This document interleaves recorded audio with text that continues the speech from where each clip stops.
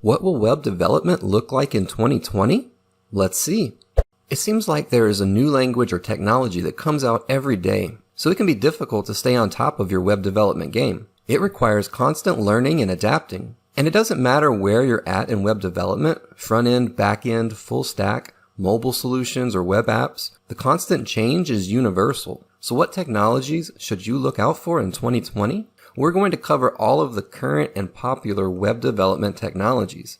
And by no means do you need to learn everything that you see in this video. Once you get comfortable with one technology, start learning another. This guide is going to focus on full stack development, but if your goal is only front end development or back end development, just pick out the technologies that are applicable to that job role. So if you're just getting started, let's check out some tools and software that you're going to need. First, you're going to need a code editor, and I recommend VS Code. VS Code is free, open source, it has great support from the community and great extensions. I have a video on how to set up VS Code for web development, and I'll put a link in the description below. Next, you're going to need a web browser. I would recommend Chrome or Firefox. I prefer Chrome. You're going to need a few editor extensions. VS Code has a lot of extensions, and among the top of those that I would recommend are Live Server and Live SAS Compiler if you're going to be working with SAS. I have a video on my top 10 favorite VS Code extensions as well, and I'll put a link in the description. The next few are optional, so if your goal is to become a web designer, you may want to get familiar with Adobe XD or Figma, or at the very least something like Photoshop or GIMP.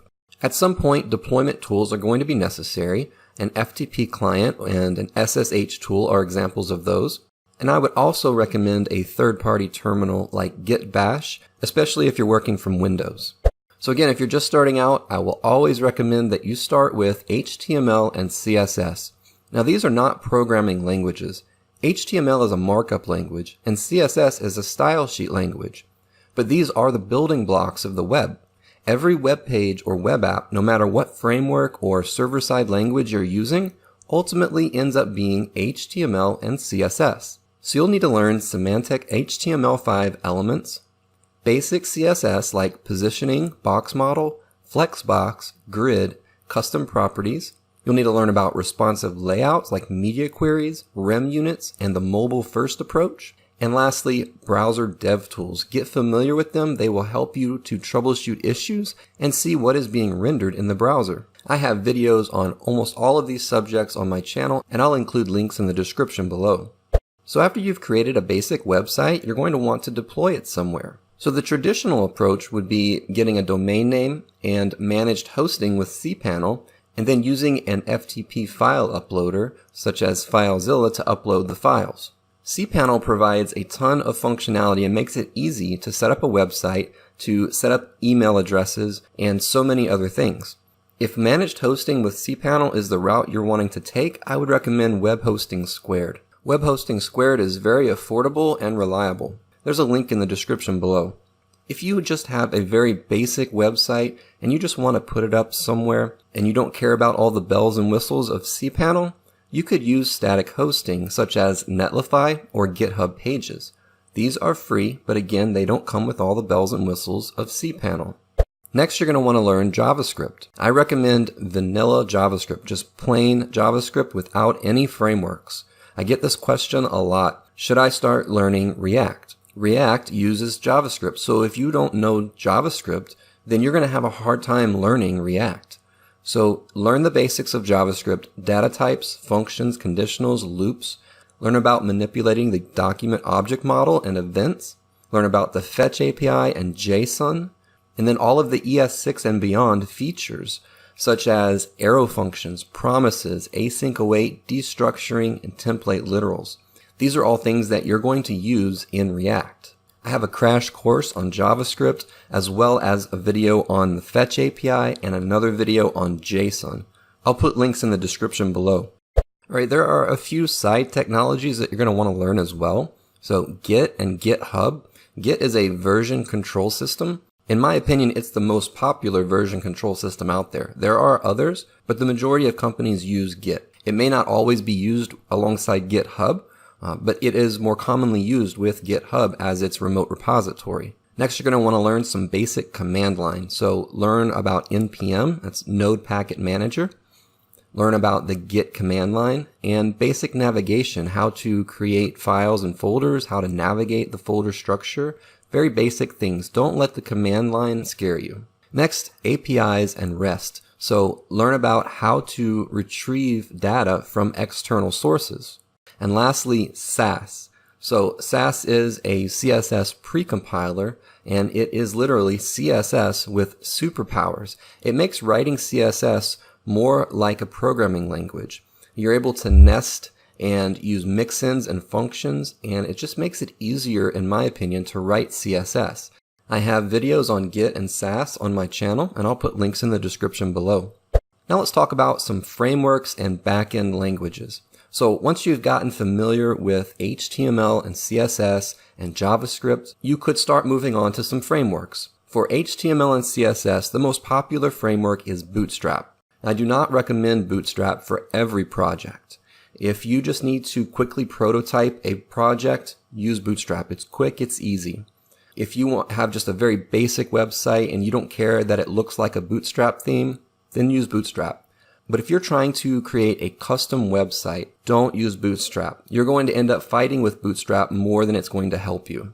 On the front end with JavaScript, there's 3 frameworks that I would recommend, and that is Angular, Vue, and React. And I'll show you in a minute on some charts which ones are more popular. In my opinion, React is the most popular right now. Angular is kind of falling away, again, in my opinion. It is very corporate-centric. It's for very large applications and complex applications. It does have its place, and by no means are any of these technologies going away. And then Vue is gaining a lot of popularity as well, and in my opinion, Vue is the easiest to learn. Now moving on to back-end technologies, back-end languages, Node.js is not a framework, but it is based on JavaScript. So if you already know JavaScript, Node has tons of packages that can expand. You can install something like Express and create a web server. So if you're looking into back-end development and you already know JavaScript, Node.js would be the way to go. The other very popular back-end language that I think is taking over is Python. Now when it comes to machine learning and AI, Python is king. Now here's a graph of the top languages according to Stack Overflow questions. We can see here that back in 2009, C# was way up here, and you can see over the years, now it is pretty low. And Python started out pretty low, and you could see this tremendous growth in the past few years. JavaScript right below that, Java below that, and then we have PHP, which is taking a bit of a decline in the last couple of years. And then C++, which has been pretty steady throughout the years. Now, again, by no means are any of these languages going away, but what I would focus my attention on is, number 1, I would still say JavaScript is first, and number 2, I would say is Python. Now let's take a look at the top frameworks according to Stack Overflow questions. Now I know that jQuery is not a framework, and even React is technically not a framework. But I wanted to include this because jQuery in the beginning was such a crutch for so many people. Learning vanilla JavaScript is so important before learning a framework. You can see the huge decline in the use of jQuery. And then we see in green is Angular. Over the past 2 or 3 years, it's remained pretty steady. But React has overtaken it, and we can see in purple, Vue has gained quite a bit of traction as well, and it's continuously growing. So for frameworks, I would recommend React and Vue. Now let's look at some trends to look out for in 2020. AI and chatbots. So AI is widely used to imitate human intelligence and perform simple as well as complex functions like the ability to learn and analyze information, collect data, understand emotions of humans, or to solve complex business challenges and problems. AI is everywhere, so we need to get used to it. It's not going away. Like I said before, Python is the king of AI right now. But there are great JavaScript libraries as well, like TensorFlow. And this is something that I'm personally going to be focusing on in 2020. The next thing would be interactive design and motion UI. The big issue here is attention span. The average attention span of a human in 2000 was 12 seconds. The average attention span of a human now is 8 seconds. And the average attention span of a goldfish is 9 seconds. So let me give you some examples of interactive design and Motion UI. So Zurb has a Motion UI SaaS library for creating CSS transitions and animations. So we can control the speed, the easing, let's add a bounce to it, and we could say scale up, scale down, slide in left, fade in, spin in, hinge in. There's so many things that you can do with this to animate your website. In one of my upcoming videos, I'm going to cover how to use this in your project. On Dribbble, here's an example of a dashboard with animation by Red Comet. You can see how this would keep the attention of the user. The next trend would be progressive web apps. Progressive web apps are regular web apps that give the user a native app experience. One of the main features is the ability to work offline by using service workers. So this allows the user to be able to use an app that is not actually installed on their phone. It's not taking up any space, but it looks and feels like an app. The next trend we talked about briefly earlier is responsive web design. As I'm sure you're already aware, most people use their mobile devices to browse the internet. So websites have to be responsive. So be sure that you design for the mobile experience first, and then scale up to the tablet and desktop. Your website will even rank higher on Google if it's responsive. Next is mobile app development. So we can build native mobile apps without knowing Java or Swift. There are React Native, NativeScript, and Ionic. Ionic used to be hybrid only, but now they have a native option as well. And next is desktop app development with Electron. Electron uses Chromium and Node.js. It's cross-platform with support for Windows, Mac, and Linux. There are a lot of desktop apps today that are built with Electron, such as VS Code. Next on the list is GraphQL. GraphQL is a new way of thinking about APIs.